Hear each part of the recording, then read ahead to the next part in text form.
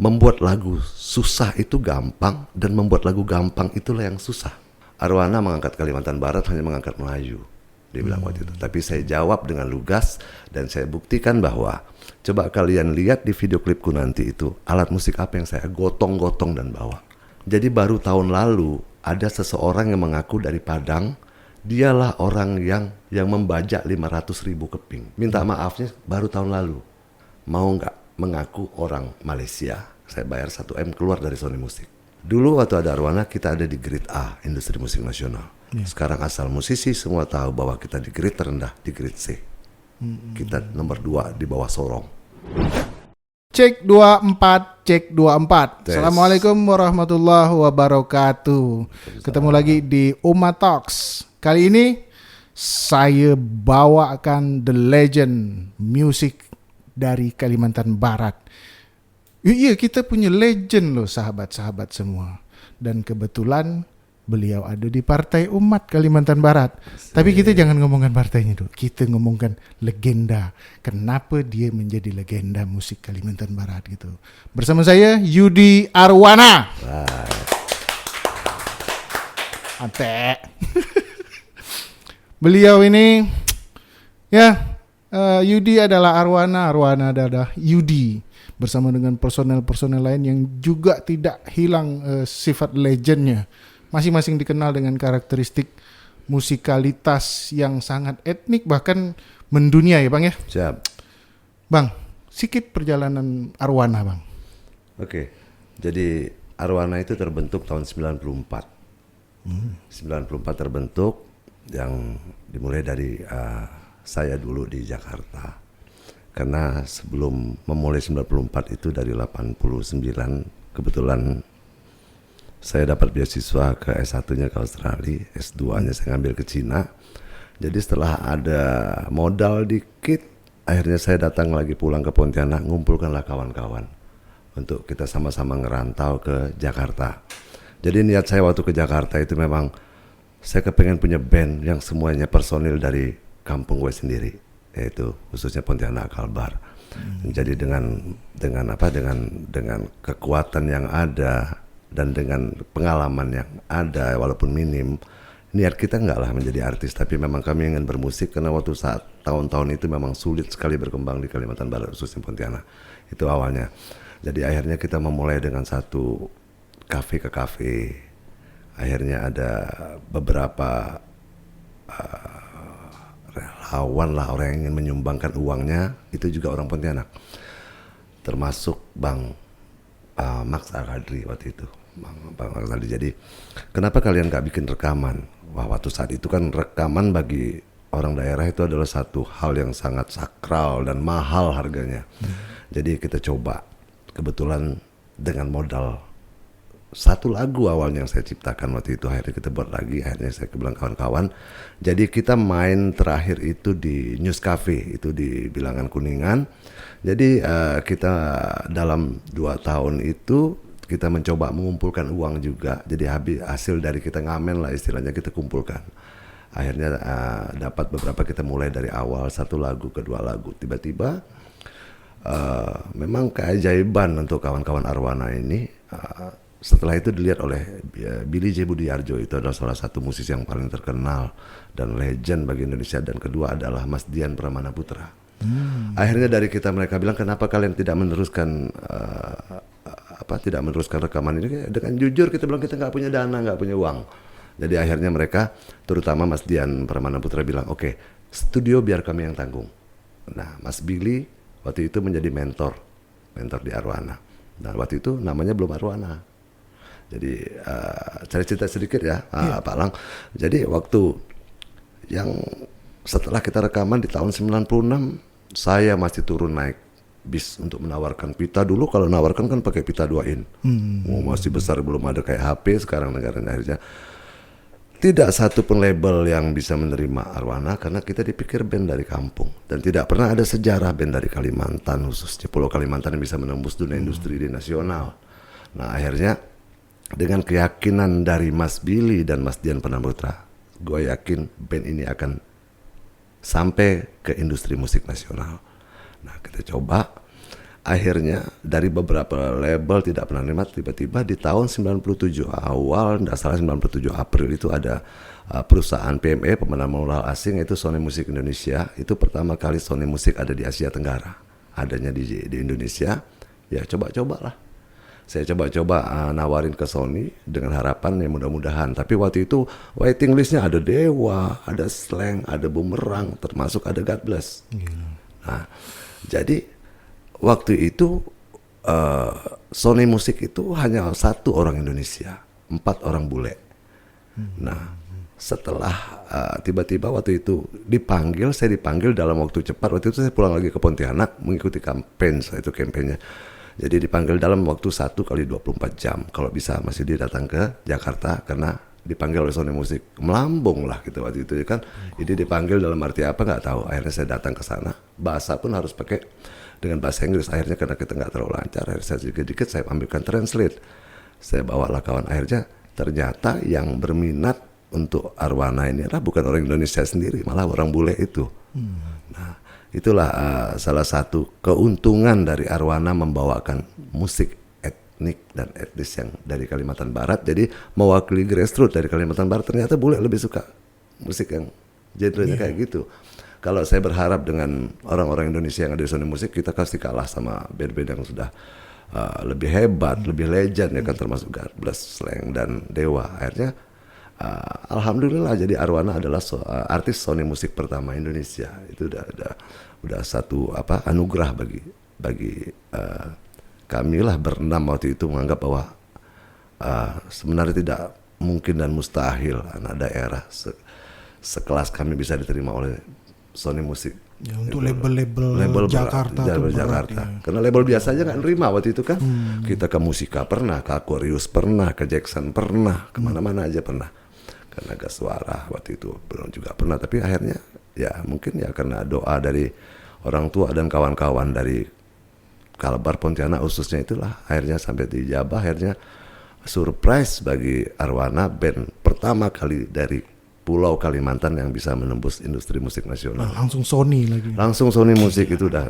Bang, saya pertama kali jujur nih, saya pertama kali dengar musik Arwana itu lagu apa? Katakan. Aku nanti. Nanti itu kan, itu di MTV bang. Bukan di RRI, bukan di Volare radio-radio lokal atau TV lokal, justru di MTV. Jadi lucu tuh lagu Kunanti itu lucu. Jadi lagu itu saya ciptakan waktu saya belum ke Jakarta malahan. Saya masih di Pontianak kelas 3 SMA. Jadi lagu Kunanti itu saya ciptakan mungkin sudah hampir 39 tahun yang lalu. Jadi dengan banyaknya lagu, waktu itu di voting oleh Sony Music sendiri. Om Ben Sleo almarhum, habis itu dari Om Bintang yang megang majalah Bintang waktu itu kita voting, dan dari Arwana saya mewakili dan dengan beberapa komunitas musik memilih untuk menjadi single hit. Waktu itu ada lagu Angsa Putih, ada Kepang Kampung, ada Izinkanlah dan segala macam. Tapi setelah di voting ternyata kok laguku nanti. Nah sekali lagu nanti saya bingung karena nggak pernah masuk dunia industri. Ternyata dunia industri itu terbalik dengan dunia semua. Kita nggak pernah masuk dunia. Jadi prinsip dari dunia entertain dan dunia industri adalah membuat lagu susah itu gampang, dan membuat lagu gampang itulah yang susah. Gampang dimainkan, gampang dinyanyikan. Ternyata kita pikir lagu yang ece-ece ini sebagai awal pertama, ternyata lagu itu menjadi single hit. Nah, kita kan waktu itu masih buta tentang masalah dunia industri. Ternyata dunia industri itu tidaklah sekejam seperti yang kita lihat kalau kita udah masuk, tapi tidak segampang juga yang kita pikirkan. Jadi kita pikir kok kita masukkan option ada 4 lagu, Angsa Putih, Kunanti, Kepang Kampung, sama Izinkanlah. Ternyata setelah di voting dari 4 itu, dari kita berlima, 4 yang memegang Kunanti, hanya 1 yang lagu Kepang Kampung waktu itu. Jadi setelah saya tanya, oh berarti masuk dunia industri ini yang easy listening, yang gampang didengar, gampang dimainkan dan gampang diingat. Baru itulah kita baru tahu bahwa dunia industri itu berbeda dengan dunia yang lain. Dan etnik banget kan. Soalnya kan hari itu saya remaja banget kan pada saat itu tuh orang lagi Andiliani. Ya betul, Bumerang, Power Slave gitu kan. Rock di Malaysia sedang hit-hitnya, Iklim dan sebagainya itu kan. Tiba-tiba ada penceng perkusi. Ya, oke, itulah Pak Lang. Sesuatu berkah bagi kami semua bahwa Arwana itulah yang membuka jalan musik pop ke depan. Waktu zaman sebelum adanya Arwana itu masih rock.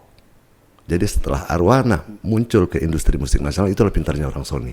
Dia memutus tali rock hingga menjadi pop. Akhirnya menjadi trendsetter musik-musik baru seperti Padi, Sheila on Seven, Coklat dan segala macam. Itu pengakuan dari, bukan saya, dari pengakuan dari kawan-kawan itu.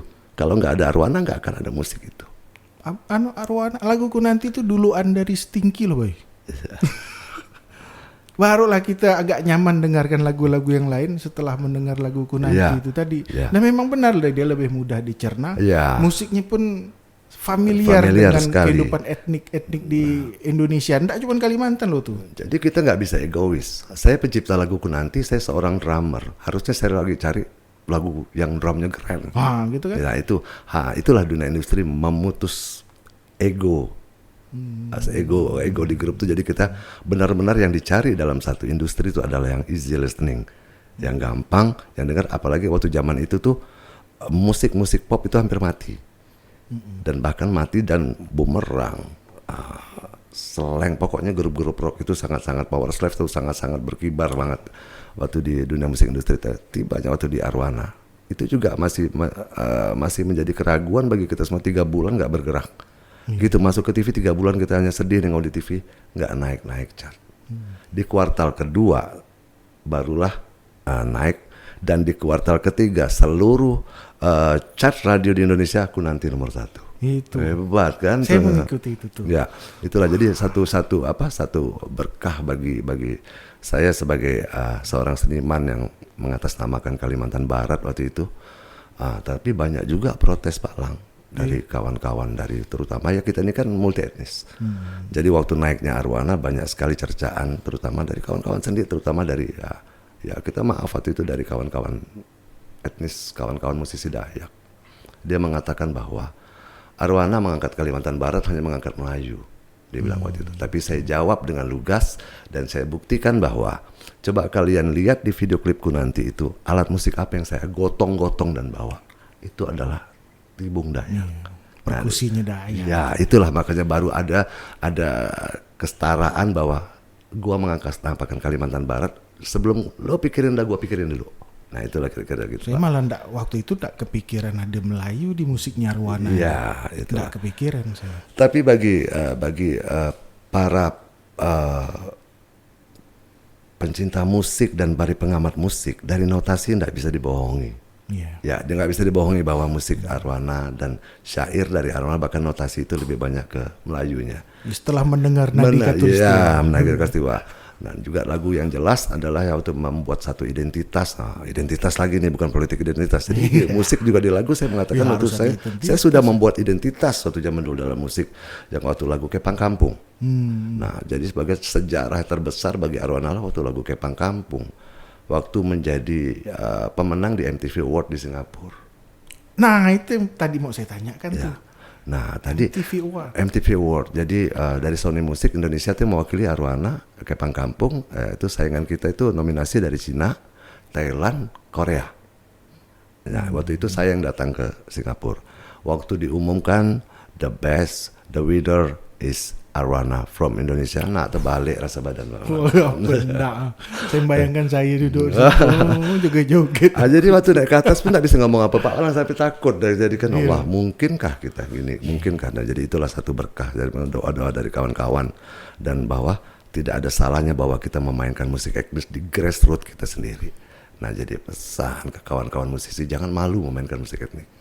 Itulah yang dijual sangat mahal ternyata. MTV Award itu. MTV Award berat waktu itu Pak Lang. Berat itu. Jadi waktu itu dari Asia kan, MTV Musik Asia. Jadi itu dilakukan di Singapura itu tahun 2000. Saya masih ingat di tahun 2000. Jadi diundanglah, jadi nominasi terbaik itu ada 4 negara, Indonesia, China, Thailand, dan tadi Korea. Nah, pemenangnya adalah alhamdulillah dari Indonesia dan dari orang kampung. Arwana, itu sedikit perjalanan Pak Lang. Saya ingat pas musik kampus pertama Om Bob dulu. Iya. kemudian Arwana.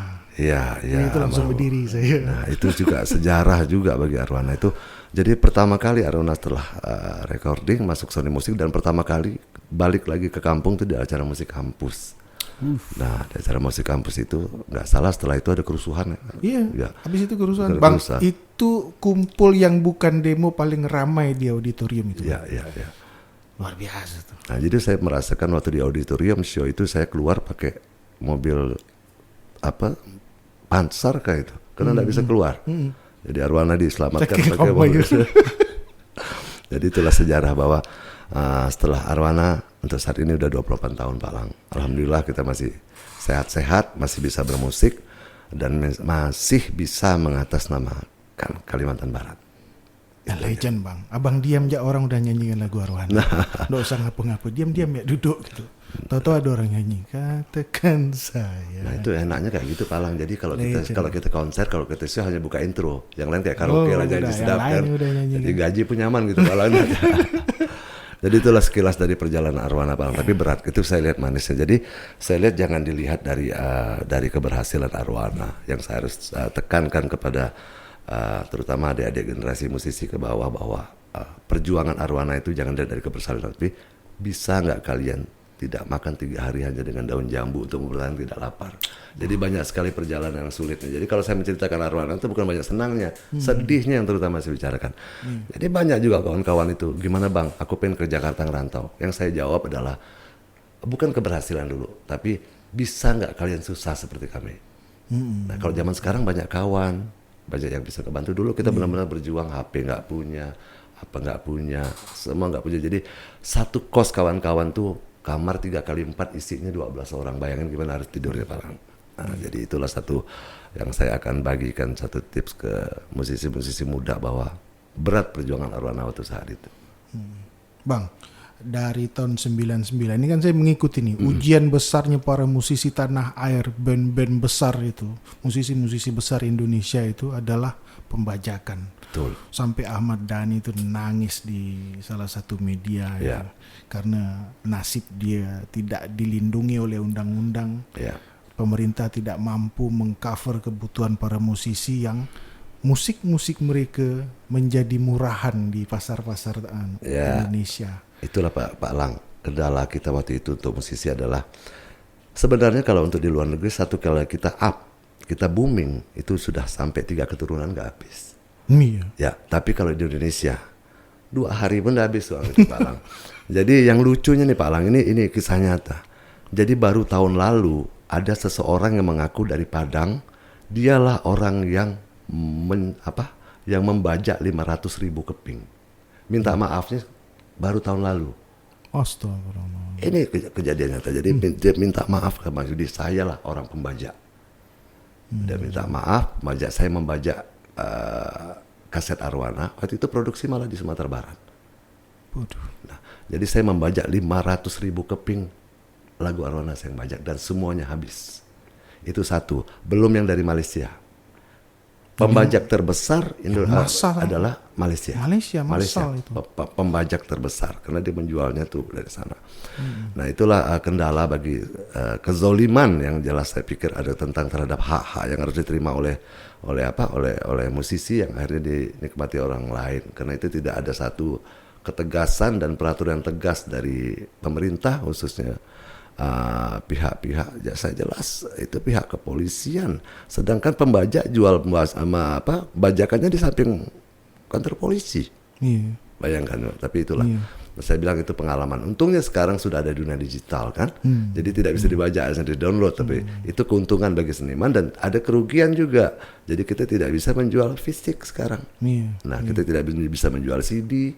Nah, karena royalti dan perhitungan cost yang didapat oleh artis itu adalah dari pajak kan, dari royalti itu. Itulah kira-kira Pak Lang. Tapi alhamdulillah semangat musisi itu luar biasa, tidak pernah kendor. Jadi yang dipikirkan adalah bukan dari hasil, tapi progres dan perjalanan. Itu yang membuat besarnya Arwana itu dari perjalanan yang pahit. Bang Yudi dan Arwana mempertahankan idealisme bermusik. Ini kan berat Bang. Wah. Satu hal yang berat juga nih. Kalau itu Pak Lang sedih. Ini saya ceritakan. Jadi waktu Arwana up di album pertama, saya ditawarkan uang 1M untuk mengaku menjadi artis Malaysia. Karena waktu saat itu Malaysia lagi kosong dengan dunia industri. Ya, jadi waktu kekosongan ini Malaysia itu pengen mengintervensi lagi musik Indonesia. Karena selama ini waktu zaman Isabella, Suci Dalam Debu apa semua itu kan, ternyata dia melihat karena logat kita sama dan karakter musiknya juga hampir sama.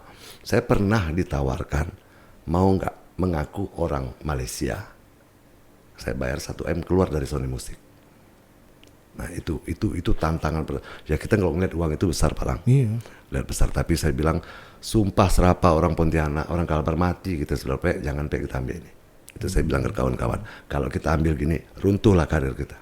Hanya selesai dalam 1-2 album. Tidak mungkin kita akan bisa sampai 24 atau 28 tahun ini, dan tidak akan kita sampai ke legend. Iya. Kalau saya lihat uang waktu itu saat itu Pak Lang, itu tantangan banyak.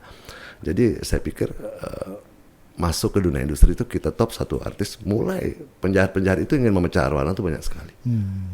Nah itulah, jadi banyak sekali lah. Jadi saya pikir dunia industri itu tidak kejam, ternyata lebih kejam dari Bu Tiri Pak Lang. Berat.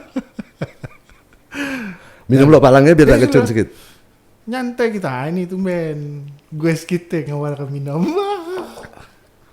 Nah jadi saya pikir saya kepingin sekali Kalimantan Barat ini lahir arwana-arwana yang baru. Makanya selalu saya keras terhadap pemerintah karena saya membela hak-hak musisi. Iya. Kepentingan hak yang dipilih itu bukanlah untuk arwana sendiri. Arwana ini mungkin udah di ujung karir, sudah menjadi legend. Oh iya, legend itu bisa ditentukan setelah setiap artis bisa menjadi legend minimal mempunyai 3 album. Makanya ada peraturan internasional yang mengatakan bahwa setelah 3 album boleh baru kita membuat the best album.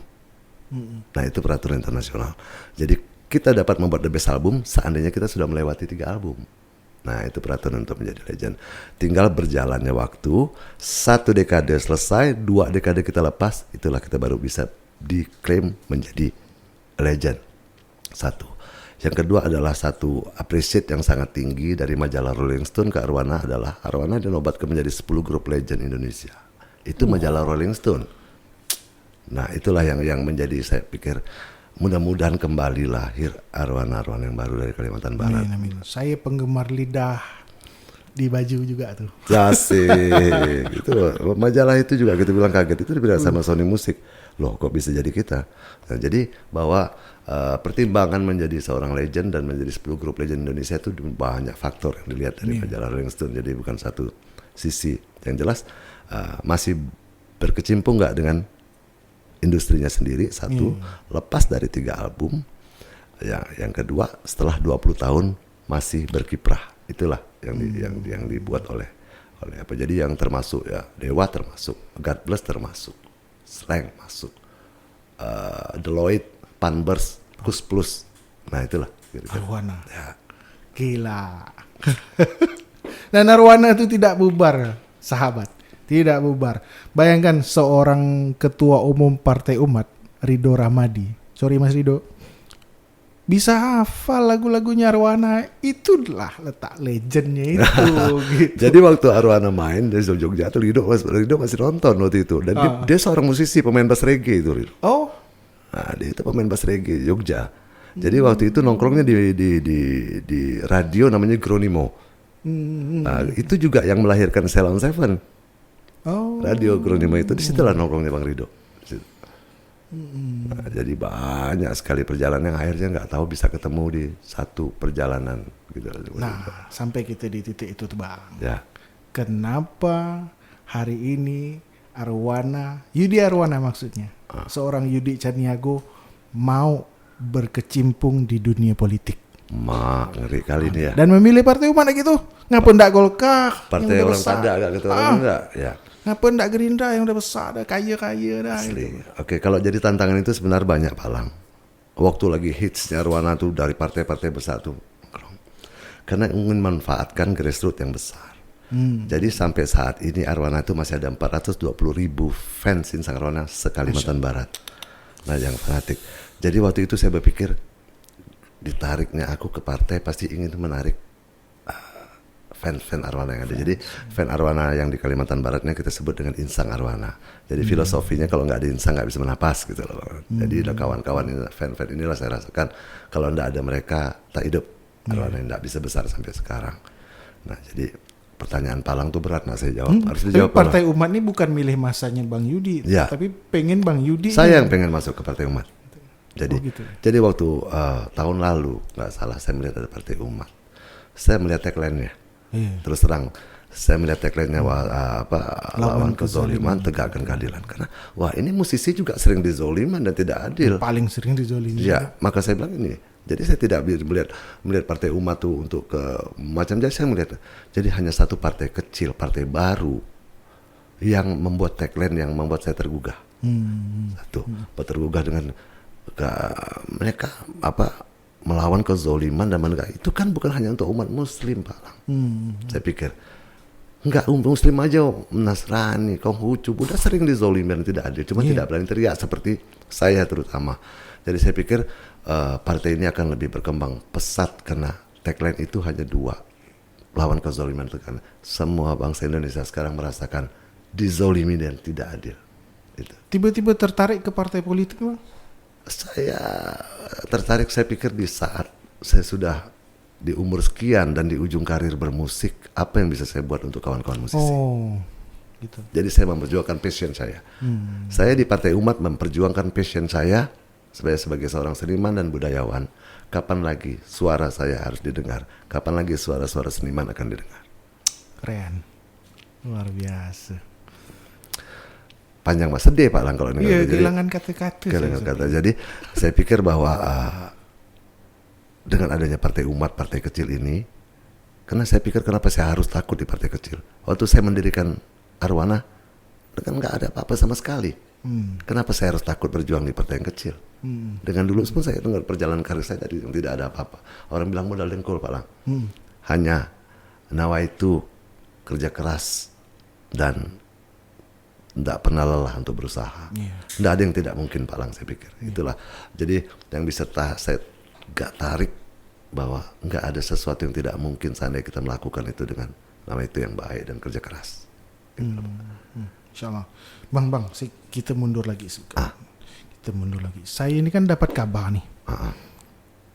Abang nih habis di Jakarta itu. Ya.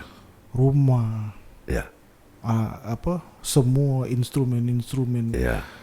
harta benda, musik Ya, dalam satu kebakaran. Iya, saya di tahun 2004 rumah saya kebakaran.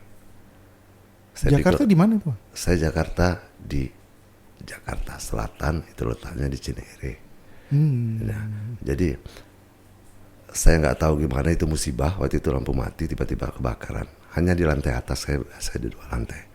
Yang saya sayangkan adalah bukan instrumen tapi semua data, semua master Arwana ada di situ. Masya Allah. Termasuk ijazah saya segala macam. Itu yang membuat saya merasa kalau rumah ya dengan ada rezeki mungkin saya bisa buat lagi, tapi master Arwana 5 album itu hilang. Akhirnya saya tidak bisa mengcover, tidak bisa membuat segala sesuatu lagi dengan master, karena master itu paling penting bagi seorang seniman, karena dari perjalanan karir nyawa di sendiri. Tapi saya pikir ya mungkin itu udah musibah kayak saya pikir, tapi ya alhamdulillah dengan itu kawan-kawan pun tidak mundur, kita membuat sesuatu. Dan yang membuat saya itu adalah sejarah dari analog ke digital. Karena waktu zaman itu masih analog. Iya. Nah jadi itu nggak bisa saya dapatkan lagi sekarang Pak Lang. Nah saya itu hal-hal yang analog itu lah. Pita 2 ini itu karena sejarah saya menggotong-gotong barang itu Pak Lang. Turun naik bis untuk dagang kan, ngejual supaya diterima oleh label. Itulah sejarah perjalanan dari anak-anak. Jadi album 1, 2, dan 3 itu habis semuanya. Ada 6 pita. Abang enggak di rumah tuh? Enggak ada waktu itu, enggak di rumah. Waktu itu enggak, dalam keadaan enggak ada di rumah, cuman ada bantu rumah tangga. Itu pun cuma untuk lantai atas, enggak sampai ke bawah. Tapi 1 lemari itulah yang habis. Bang, enggak ada curiga kan siapa-siapa? Tidak ada lampu mati lilin. Oh. Nah, jadi ada batu tuh menghidupkan lilin. Jadi lilin itu kena ke hordeng itu menyebar kena ke lemari kalau nggak begitu. Nah, untung kan karena rumah juga nggak terlalu jauh jaraknya, diselamatkan, tapi satu lemari dengan berkas itu yang tak selamat. Baik sangka beliau nih kawan. Baik sangka. Kalau Ditambah saya lagi, tuh, nah. kalau saya tuh buruk sangka dulu. Oh, gila. Masa yang terbakar cuman Satu lemari itu ya Anda. Tapi akhirnya dengan itu semangat baru lah. Jadi kan kawan saya bilang ke Henry, ke Ian, ke Wawan, ke Nono, ke Delsi, saya bilang nggak bisa kita lari. Jadi kita nggak punya master lagi. Jadi kalau kita mau buat satu lagi, kita nggak harus buat baru lagi. dari nol lagi. Dari nol lagi. Nah, karena master itu kemarin saya bilang jadi sejarah dari kita aja lah. Dan satu Pak Lang yang saya lupa enaknya waktu di Sony Music itu. Jadi waktu Sony Music itu mereka harus punya standar internasional, bukan SNI untuk lagu ya. Saya bilang alangkah betuahnya Arwana ini. Jadi waktu mixing mastering aja kita di Australia. Wow. Itu standar musiknya Sony Music. Jadi Australia itu jadi standar musik mereka di situ, kita mixing mastering. Di album pertama, album kedua kita masih ngerasakan bahwa mixing mastering itu di Australia. Nah jadi yang lucu Pak Lang, waktu orang bule nih buka lagu Kepang Kampung, yang dibukanya kan dia bingung lihat ada gendang ada 3 beruas waktu itu ya kan. Beruas. Jadi ada kalau beruas itu kan ada anak induk gentar kan. Nah sekali dia buka bunyi beruas itu dia tak bingung ini alat apa kalau itu sampai setengah hari itu diputar bolak-balik. Dia kadang saya aku rasa ini apresiat apa ngolok nih kan. Ternyata itu dulu yang pegangnya. Mereka meriset itu. Iya meriset, ternyata akhirnya beruas Arwana itu dipakai sampling untuk Iyad Bustami, Laksmana Raja di Laut itu pakai samplingan Kepang Kampung.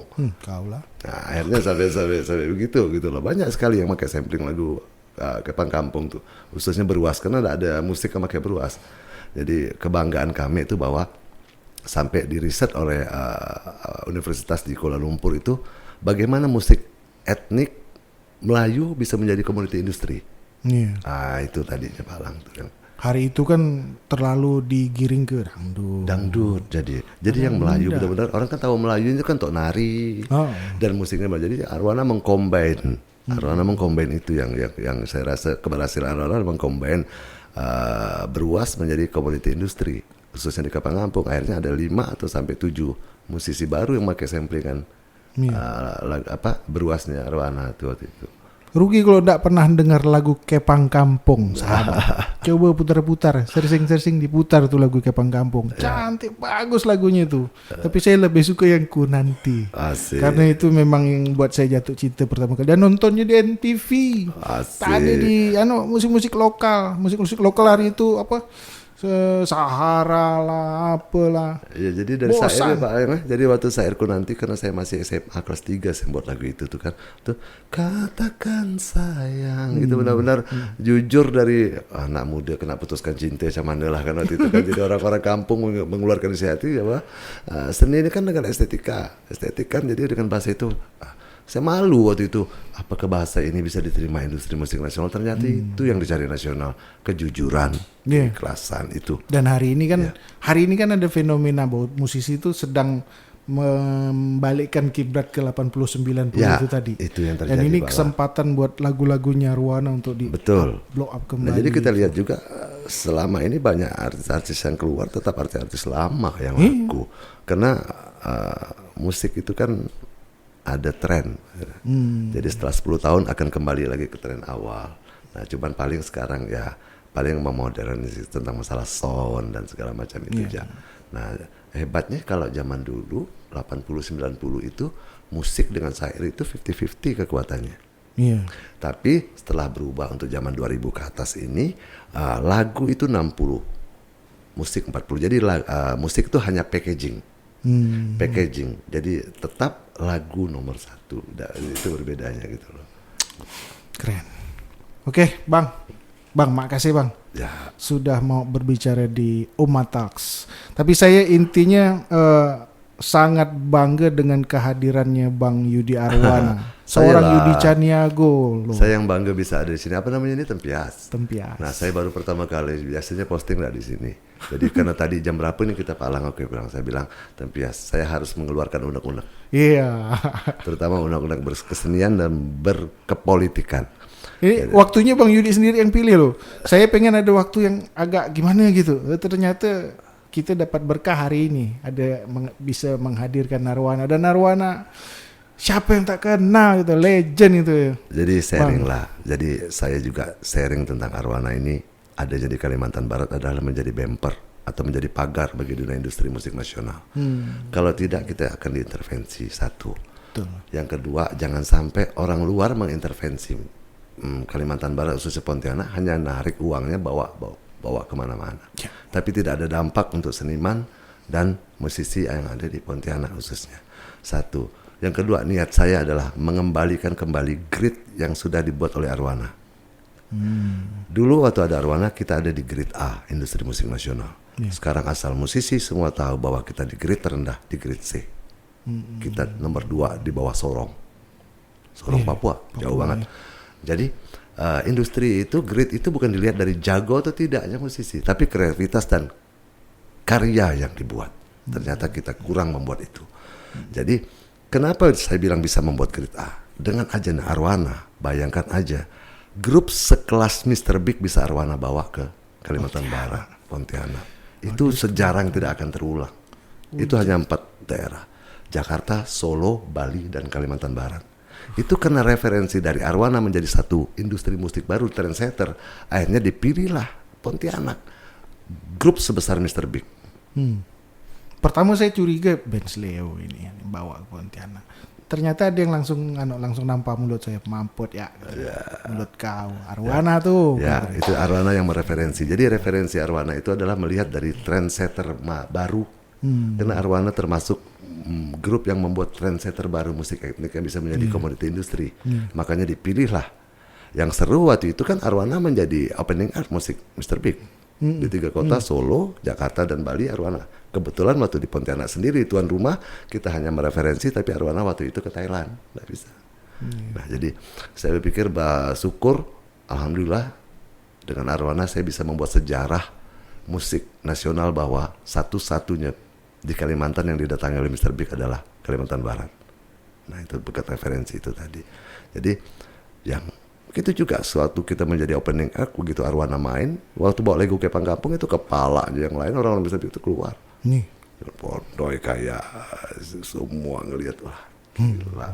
Kok ini padahal orang kampung lihat bukan karena kehebatan bermusik tapi etnik yang bisa dikombin. Nah, itulah. Jadi sekali lagi pesan saya nih Pak Lang untuk ke musisi, jadi jangan malu menjadi diri sendiri. Jangan malu menjadi orang Kalimantan Barat. Kalau tidak kami memainkan itu, kami bukanlah siapa-siapa. Ya. Gitu. Masya Allah. Hari ini cakrawala berpikir kita tidak hanya harus terkutat di urusan politik, tapi ternyata musik juga bisa jangan hanya dijadikan hiburan, tapi inspirasi. Banyak sekali syair-syair di musik itu yang sangat menginspirasi kehidupan. Mereka seperti sufi yang tahu melalui lirik-lirik itu apa yang akan terjadi padahal belum ada kejadiannya. Tapi itulah Pak Lang, tapi juga ada susah saya sebagai seorang songwriter. Kadang ada sumpah untuk diri sendiri karena ada pembicaraan omongan kita adalah doa. Begitu saya mendoakan diri saya sendiri membuat lagu putus cinta, putus terus cinta. Curhat. Jadi itulah salah satu itu. Tapi seru-seruannya begitu. Satu lagi yang harus saya katakan bahwa bermusik juga harus berpolitik. Tidak secara praktis. Kalau kita tidak pintar berpolitik, kita tidak akan bisa memasuki dunia industri. Itu satu. Maka pesan saya kepada musisi-musisi Pontianak, kita juga harus berpolitik walaupun tidak praktis untuk menentukan langkah bermusik ke depan. Jago nggak penting, karena untuk menjadi artis tuh 5 ini. Jago nggak, belum tentu. Jago, kaya, hebat, pinter, cantik, cakep, belum tentu bisa jadi artis. Kalau syarat ini Jakarta kurang apa? Cantik, jago, hebat, pinter, kaya. Nggak habis-habis. Bermodal semua rata-rata sekarang musisi. Kalau ini 5 ini syarat untuk menjadi artis, satu hari bisa timbul 1000 artis. Nah itu tadi. Jadi jago nggak cukup, hebat nggak cukup, ganteng nggak cukup, cantik nggak cukup. Apa hebat tak? Jadi nggak ada satu pun jaminan yang bisa membuat orang menjadi seorang artis. Nah itu jadi itulah membuka wawasan mindset. Yang dibutuhkan oleh kawan-kawan Kalimantan Barat bermusik adalah open your eyes, open your mind. buka mata lo, buka pikiran lo. Jago belum tentu sampai. Kalau jago Jakarta kurang apa jagonya? Iya. Luar biasa. Nah itulah, makanya waktu saya membuat satu arwana yang saya tekankanlah down to earth, injak bumi, jangan sombong lah. Kalau kita tahu sombong banyak yang bantu kita, ternyata benar. Orang-orang hebat yang bantu arwana waktu di Jakarta. Keren, asik ya. Bang, terima kasih Bang. Sama-sama Bang. Kehadirannya di Makasih kawan-kawan Tempias. Diki jangan sampai gemuk amat gitu deh. Bisa. Ki, nyaut Ki. Kita akan bertemu lagi di Umat Talks yang berikutnya dengan menghadirkan para narasumber-narasumber yang mungkin kalian lebih mengenal ketimbang saya sendiri. Dan terima kasih atas atensi kalian semua terhadap saya dan tentunya legenda kita Arwana. Yudi Caniago, Yudi Arwana. Apapun lah, pokoknya siapa yang tak tahu Arwana udah. Billahi taufiq wal hidayah. Assalamualaikum warahmatullahi wabarakatuh. Waalaikumsalam.